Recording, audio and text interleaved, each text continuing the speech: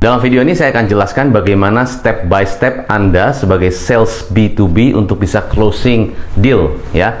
Karena banyak yang tanya sama saya, coach, bagaimana caranya supaya sales B2B itu bisa lebih enak flow-nya, lebih masuk, lebih pas, sehingga pada saat ketemu dengan prospek, calon klien bisa lebih cepat closing. Nah, khusus bagi Anda yang baru pertama kali nonton channel saya, jangan lupa Anda bisa nonton dulu, komen di bawah, dan jangan lupa subscribe dan share ke teman-teman Anda, karena sharing is caring. Dalam pengalaman saya sebagai seorang business coach, sales coach ya, dan juga saya membantu banyak perusahaan-perusahaan dan juga mentraining dan mengcoaching dan membuat sales system di perusahaan, saya membuat satu framework bagaimana caranya supaya Anda bisa step by step-nya closing dengan lebih cepat. Ya, ada beberapa step yang saya akan sampaikan di dalam video ini ya. Tentunya Anda sebagai seorang sales, pertama-tama mindset-nya adalah kalau saya ketemu dengan customer, ya saya itu tidak menjual. Ya, I don't sell the product, I don't sell the service. Saya kasih value buat customer saya kasih benefit buat customer saya, sehingga kalau mereka melihat benefit itu, mereka bisa melihat value itu, mereka akan semakin untung. Anda dibayar mahal sebagai seorang sales bukan karena product knowledge Anda mengerti. Jadi, why you get paid so high in the company is not because that you know the product knowledge. Bukan karena saya tahu product knowledge, karena saya tahu ini, itu, dan sebagainya, Anda ngerti spesifiknya. No, bukan tentang product knowledge. Karena product knowledge bisa digantikan dengan brosur, product knowledge bisa digantikan dengan e-katalog, product knowledge bisa digantikan dengan product description. Jadi tidak perlu Anda jelaskan. Ya, Anda juga bukan dibayar mahal karena Anda cuma bisa menjelaskan spesifikasi produk, kecuali memang produk tersebut harus didemokan Anda secara teknis, itu beda lagi ya. Tapi kalau cuma menjelaskan spesifikasi, tidak perlu dengan Anda. Lalu ketiga, Anda kalau cuma mengerti keunggulan produk Anda dibandingkan dengan orang lain, ya tentunya itu bukan sesuatu yang buat customer merasa saya harus beli produk Anda. Jadi ya Pak, perbedaan produk kita dengan produk lain seperti ini Pak, perbedaan kita dengan perusahaan lain seperti ini Pak, perbedaan kita dengan perusahaan-perusahaan sejenis seperti ini. Itu bukan hanya itu yang customer mau. Jadi bukan itu kita dibayar mahal, bukan hanya cuma ngerti product knowledge, bukan hanya ngerti spesifikasi produk, bukan hanya juga cuma bisa menyampaikan keunggulan produk. Tapi kita dibayar mahal, satu, kita itu mengerti kenapa customer tadinya mungkin dia tidak tahu, gara-gara kita menjelaskan satu insight-nya, mereka jadi, oh, saya tahu. Jadi tadinya saya nggak tahu, oh ternyata bisa begini ya, oh ternyata bisa begitu ya. Itu adalah sesuatu hal yang menjadi blind spotnya customer. Tadinya dia nggak tahu. Setelah Anda jelaskan, ya Anda kasih tahu, demokan, mungkin before afternya, atau Anda buktikan dan sebagainya, Anda bisa melihat, oh nih Pak begini, oh iya ya, tadinya saya nggak tahu. Nih Pak, kelihatan Pak ya sistem kita Pak, tadinya Bapak kan manual terlalu banyak nih Pak ya, pusing kan Pak. Nah dengan sistem kita, saya perjelas ini ternyata nih begini-begini. Oh iya, ini bagus. Jadi pertama, customer nggak tahu, ya walaupun dia sudah tahu, tapi ternyata begitu Anda jelaskan, ternyata ada blind spot yang dia tidak lihat. Anda kasih tahu, nih Bu, Pak, betul kan Pak? Iya, coba Bapak coba sendiri, coba Bapak cek sendiri. Nah ini kebanyakan customer Anda akan melihat, oh iya ya, berarti saya selama ini nggak tahu. Itu satu. Kedua, saya harus bisa, saya dibayar mahal itu karena saya kasih solusi. Solusi artinya begini, customer itu bingung, yang mana ya bagusnya ya Pak ya? Yang ini, apa yang ini, apa yang ini? Ini yang murah begini, tapi yang sedang-sedang begini, tapi yang ini begini, bagusnya gimana ya? Nah dia butuh solusi dari Anda. Pak, betul sih Pak, 3 poin ini atau 3 paket ini atau 3 promosi ini atau 3 produk ini yang paling bagus adalah sebenarnya 3-3-nya oke. Tapi kalau saya jadi Bapak, saya akan prefer yang nomor 2. Karena secara resiko begini, secara keuntungannya begini, dan secara hemat, secara cost juga begini, dan secara cash flow begini. Jadi dari sisi itu Anda memberikan solusi dari beberapa opsi yang mereka bingung. Bagus mana ya? Apakah saya bagus di online? Tapi kan online lebih murah, atau di offline? Offline lebih mahal, tapi ya saya juga bisa lihat barangnya. Menurut Anda bagus di mana? Nah, saya sih lihat memang betul Pak, setuju memang online pastinya lebih murah. Tapi Pak, kalau saya boleh jelaskan, tanya sama Bapak satu hal gini Pak, online banking kan juga sebetulnya transaksinya banyak di online. Tapi kenapa menurut Bapak banyak customer yang juga datang langsung ke bank untuk ketemu dengan CS langsung? Kenapa seperti itu?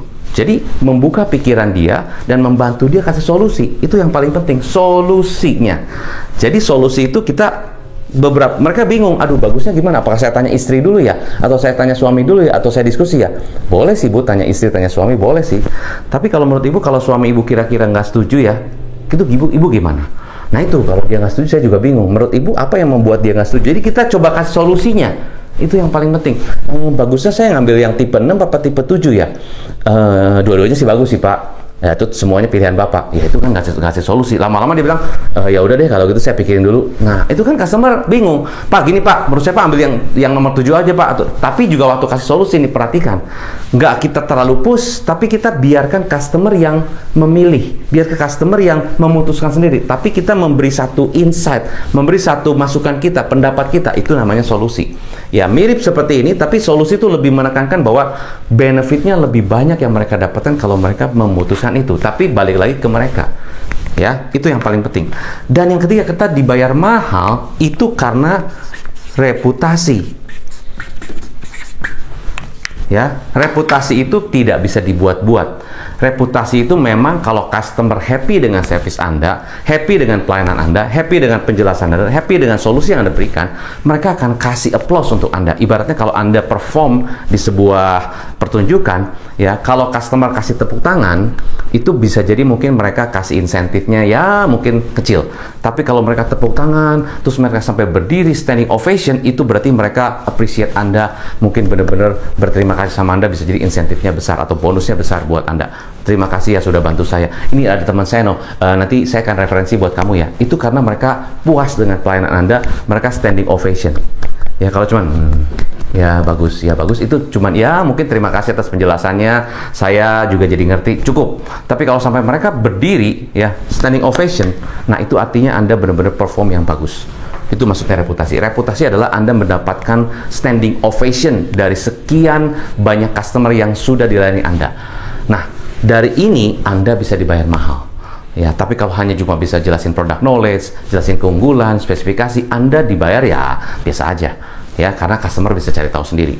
Bagaimana supaya saya step by stepnya bisa closing dengan lebih cepat ya, atau bahkan dengan closing lebih mudah. Anda harus tahu flow-nya. Kebanyakan dari orang sales ya langsung ketemu dengan prospek atau mungkin langsung presentasi, kasih penjelasan, kasih mungkin ya keunggulan segala macam, tapi tidak pakai flow-nya, tidak menggunakan script dengan konsep flow seperti ini. Ya, maka tingkat keberhasilan closing tidak banyak. Nah, singkat cerita, saya akan lanjutkan begini. Jadi yang pertama, intro. Intro itu penting sekali pada saat Anda ketemu dengan prospek. Introduction tentang perusahaan, introduction juga tentang Anda. Jadi saya bergerak di perusahaan ini. Perusahaan kami sudah ada, bersyukur kita sudah ada sekian cabang dan kita saat ini salah satu yang terbaik di Indonesia. Saat ini saya bersyukur bisa ketemu dengan Bapak untuk bisa memperkenalkan perusahaan kami dan juga perkenalkan saya adalah sebagai sales di perusahaan ini. Saya juga sudah membantu banyak klien-klien kita dengan teknis begini. Intro itu sangat-sangat penting.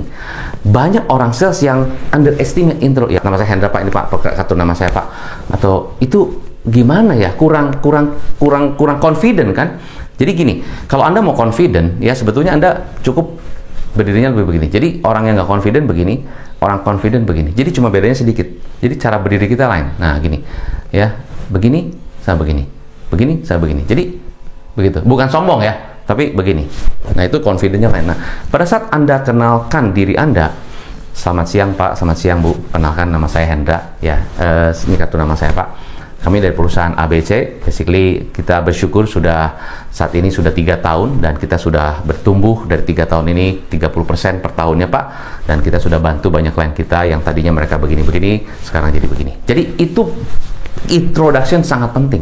Customer di situ akan respect Anda tergantung daripada waktu cara Anda memberikan introduction.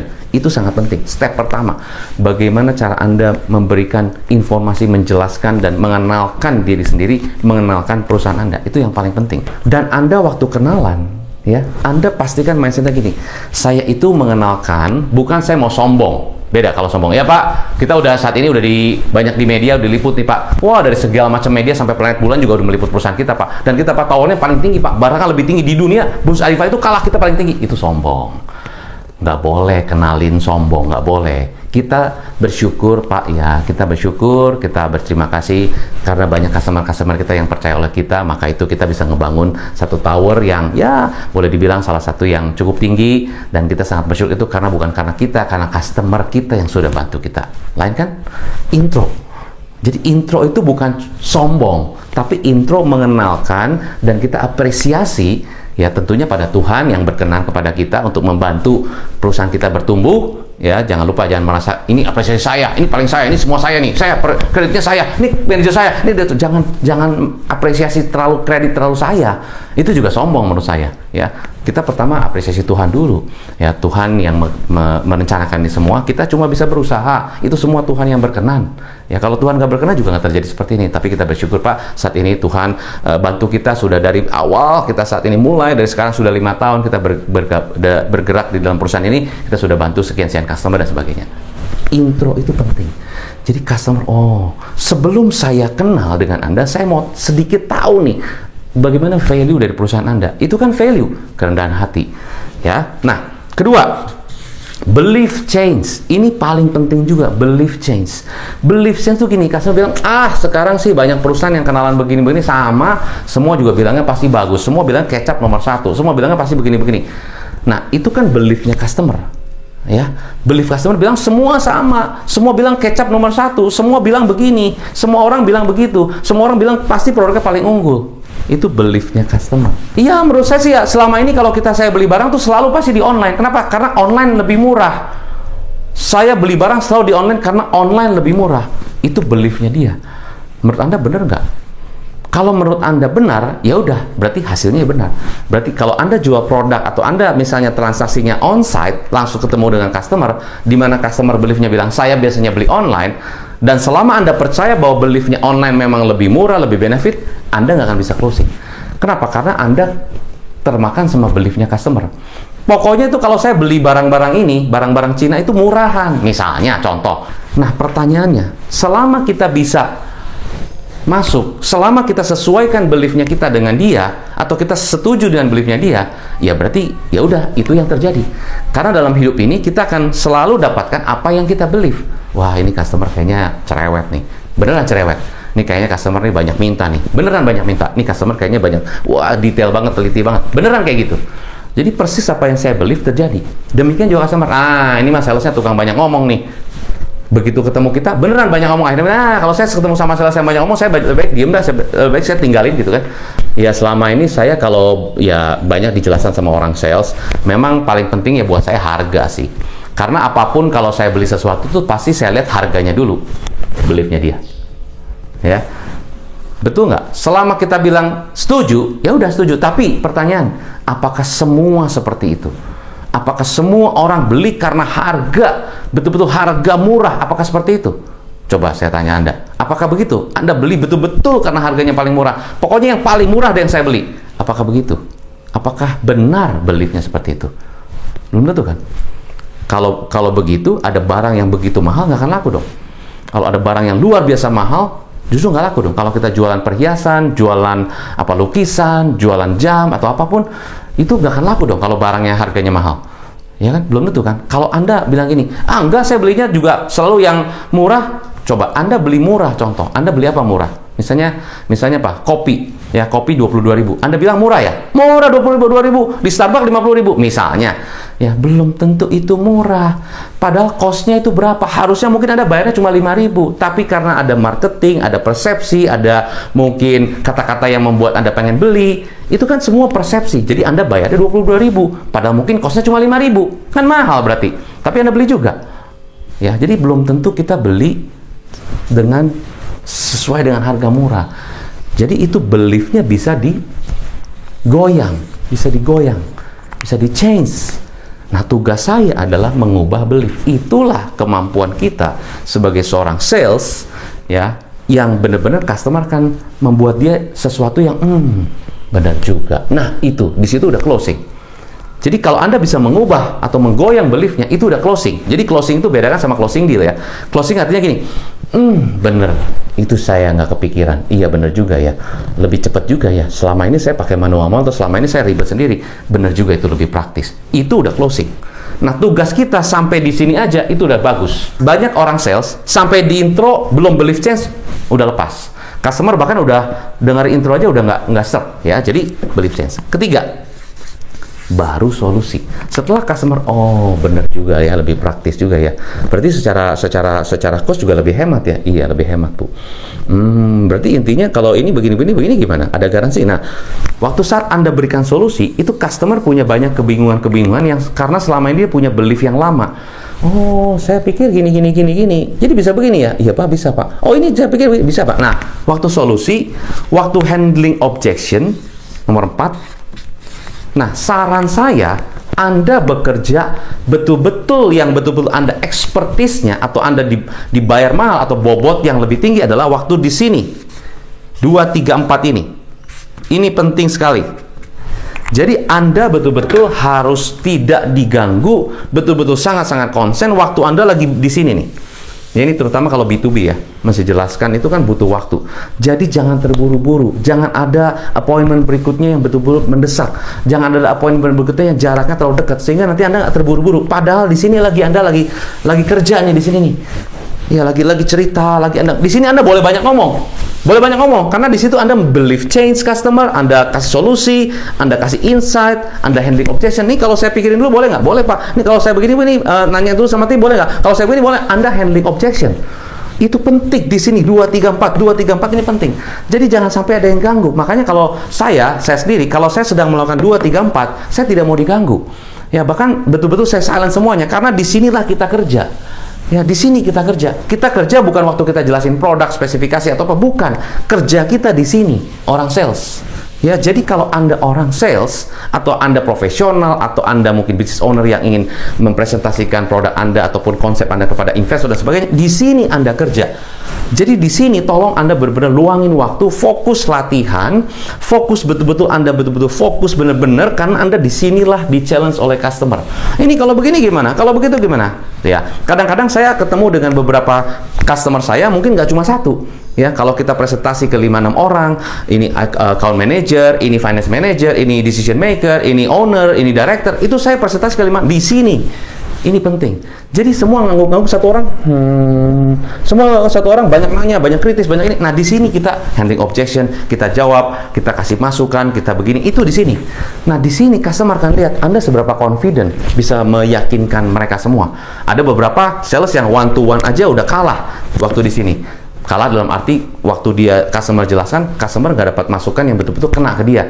Itu udah langsung oke deh kalau gitu nanti saya kabarin lagi. Saya kabarin lagi itu 95% bilang aku nggak mau beli sama kamu. Itu cuma basa-basi di depan Anda takut supaya Anda kecewa karena Anda sudah presentasi. Tapi ingat, banyak orang sales meluangkan waktunya lebih banyak presentasinya. Salah. 2, 3, 4 di sini. Di sini makanya jangan sampai begitu di saat sini Anda langsung silence, pikirannya benar-benar difokuskan untuk kerjain ini. Karena belief change itu banyak belief jangan cuma Anda pikir gampang ya. Banyak belief yang bilang itu aduh begini, aduh dan sebagainya. Ini saya udah begini, kondisi sekarang beda, harga sekarang lain, persaingan beda. Itu udah belief semua tuh. Nah, kalau di situ Anda tidak bisa, ya kan, aduh ini produk Eropa mas, sekarang siapa mau beli, mahal gitu, dolarnya tinggi segala macam, produk Cina juga sudah berkualitas, sudah bagus. Belief semua tuh. Nah, Anda bisa nggak counter beliefnya mereka? Nah, kalau saya tidak bisa counter beliefnya mereka, Anda akan pasti tidak dapat order. Pasti sulit closing. Karena beliefnya aja udah nggak bisa masuk. Gimana masukin yang lain? Gimana kasih solusi? Jadi saran saya adalah waktu belief change, dengerin beliefnya dia, tanya lagi. Pertama-tama kita setuju dengan beliefnya. Betul sih Pak, memang produk-produk Cina sepertinya murah. Tapi saat ini Cina juga sudah menggunakan produk-produk dan kualitas yang bagus. Bapak lihat nggak sekarang produk-produk yang mobil dan sebagainya yang sudah lebih berkualitas misalnya. Ada beberapa barang-barang yang berkualitas banget. Bahkan sekarang di China tuh di beberapa hotel tidak pakai manusia, sudah pakai robot semua. Iya ya, buka beliefnya dia. Terus dia kasih belief negatif lagi. Iya, tapi sekarang begini-begini, sekarang semua harus irit costly, semua harus kencangkan irit pinggang. Kita nggak bisa spend sembarangan. Setuju sih Pak begitu. Tapi kalau kita tidak invest sama sekali pun, kita juga akan rugi. Kenapa? Justru karena kita menutup diri tidak invest, maka kita akan pengetahuannya segitu-gitu aja. Malah kita ketinggalan dengan yang lain. Buka lagi beliefnya. Jadi setuju, kasih belief baru. Setuju, kasih belief baru. Solusi. Ya, solusinya begini. Begitu kasih solusi, kasih beberapa pilihan. Opsi 1, opsi 2, opsi 3. Dari 3, itu pilih yang mana? Jadi waktu kasih solusi, jangan kasih 1 solusi. Kasih 3 solusi. Ini cara bayarnya begini, konsekuensinya begini. Cara bayar begini, konsekuensi begini. Cara bayar begini, konsekuensi begini. Nah, semua kasih. Nah, terus pendapat Anda begini. Kalau saya, begini. Dari saya, begini. Jadi, kenapa begini? Ada alasannya. baru handling objection. Ini saya tanya dulu istri, saya diskusi dulu, saya ini harganya ada apa ini. Nah, itu handling objection. Handling objection benar-benar, oke, tanya, iya, kasih masukan lagi, terus di sini. Sampai akhirnya customer sudah puas dengan performance Anda, baru close deal. Close deal, oke Bu, jadi Ibu dari sini, Ibu rencana yang ini apa yang ini? Ya, atau yang merah apa yang biru? Dikirim sekarang apa besok? Itu baru close-nya. Tapi di sini Anda kerja. Ya, jadi saran saya tergantung dari perusahaan Anda, tergantung dari flow di bisnis Anda. Berapa lama Anda benar-benar spend waktu untuk 2, 3, 4 ini? Ada beberapa yang mungkin follow up 2, 3 kali. Ada beberapa yang mungkin follow up pertama ke purchasing, follow up kedua mungkin ke mungkin manajernya, follow up ketiga baru ownernya ikut. Nah, bisa jadi 2, 3 pertemuan itu ke sini sebelumnya. Ya, mungkin di pertemuan pertama sama purchasing masuk, tapi pertemuan kedua sama manajer pertanyaan lebih detail Anda nggak masuk. Ya, Anda mesti pikirin lagi gimana caranya supaya pertemuan kedua masuk. Setelah itu pertemuan ketiga dengan owner Anda juga presentasi juga 2, 3, 4. Nah, biasanya baru pertemuan pertama sudah nggak closing atau sulit, kita sudah mundur. Jangan, tugas sales follow up lagi, follow up lagi, follow up lagi, follow up lagi, gitu kan? Kalau saya tidak follow up, berarti saya membuang peluang-peluang yang ada. Ibaratnya gini loh, kalau ada beberapa, ya kita lihat ya, misalnya ya, setiap orang itu ada peluang, setiap customer itu ada peluangnya. Nah, ini bisa order 500.000, ini 1 juta, ini bisa order misalnya berapa. Setiap orang tuh punya peluang memberikan Anda value-nya. Nah, kalau saya tidak pernah follow up satu-satu, berarti kan saya membuang-buang peluang. Ya, sayang nggak? Padahal orang yang nggak ada peluangnya cari peluang. Ini kita peluangnya di mana-mana. Database kita begitu banyak. Di kantor punya database banyak, nggak pernah di follow up. Sayang kan itu peluang. Jadi tugas itu apa? Follow up, follow up, follow up, follow up, follow up. Kalau kita nggak pernah follow up, gimana kita bisa mendapatkan peluang itu? Dan peluang itu kalau tidak diolah, tidak didatengin, tidak dilakukan ini, ya nggak jadi apa-apa. Sayang, diambil orang lain malah. Ya, nah jadi kesimpulan saya dari video ini adalah ini benar-benar video yang saya ingin sampaikan kepada Anda supaya Anda benar-benar jelas step by stepnya Anda bisa lakukan sehingga Anda bisa closing lebih cepat, sehingga Anda closing bisa lebih banyak supaya Anda bisa mendapatkan hasil lebih maksimal. Ya, sekali lagi ikuti flow ini. Anda bisa pause video ini, Anda lakukan, Anda praktekkan, Anda tulis apa yang Anda kerjakan. Setiap saran saya 2, 3, 4 ini spend waktu benar-benar brainstorm dengan tim Anda supaya Anda mendapatkan 2, 3, 4 hasil yang benar-benar optimal banget. Sukses selalu buat Anda. Saya Hendra Ilman, salam pengusaha.